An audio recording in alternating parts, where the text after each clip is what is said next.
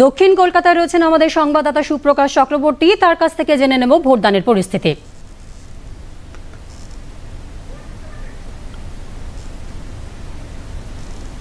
দেখো দানিয়া, লোকসভা নির্বাচনের যে শেষ দফার ভোট গ্রহণ শুরু হয়েছে সকাল থেকেই।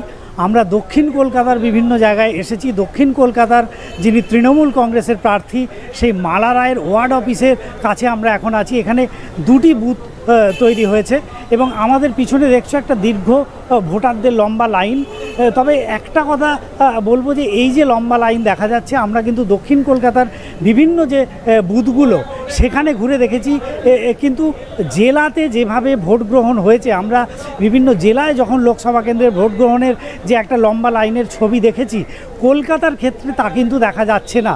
বেশিরভাগ বুথেই দেখা যাচ্ছে যে মানুষের সংখ্যা কিন্তু খুবই কম, খুব কম মানুষ ভোট দিতে বেরিয়েছেন। এবং সকালে যে ভোট গ্রহণের যে পরিসংখ্যান আমরা দেখেছি নির্বাচন কমিশন যে দিয়েছে, তাতেও কিন্তু ভোট গ্রহণ তুলনামূলক অনেকটাই কম হয়েছে এখনো পর্যন্ত। এবং এই দক্ষিণ কলকাতা ছাড়াও উত্তর কলকাতা এবং আশপাশের যে যাদবপুর, কলকাতা শহরতলির যে 9টি কেন্দ্রে যেখানে ভোট গ্রহণ হচ্ছে, সেখানে কিন্তু সকাল থেকে বলা যেতে পারে প্রায় শান্তিপূর্ণ। তবে কতকগুলো বিক্ষিপ্ত ঘটনা ঘটেছে, যেমন যাদবপুরে বা বসিরহাটে, ডায়মন্ড হারবারে, ভাঙড়ে, এই সব জায়গায় কিছু কিছু ছোট ছোট অশান্তির খবর পাওয়া গেছে। তবে তাছাড়া কলকাতা বা শহরতলির ভোট গ্রহণ এক কথায় বলা যেতে পারে সম্পূর্ণভাবে শান্তিপূর্ণই চলছে। ধন্যবাদ সুপ্রকাশ।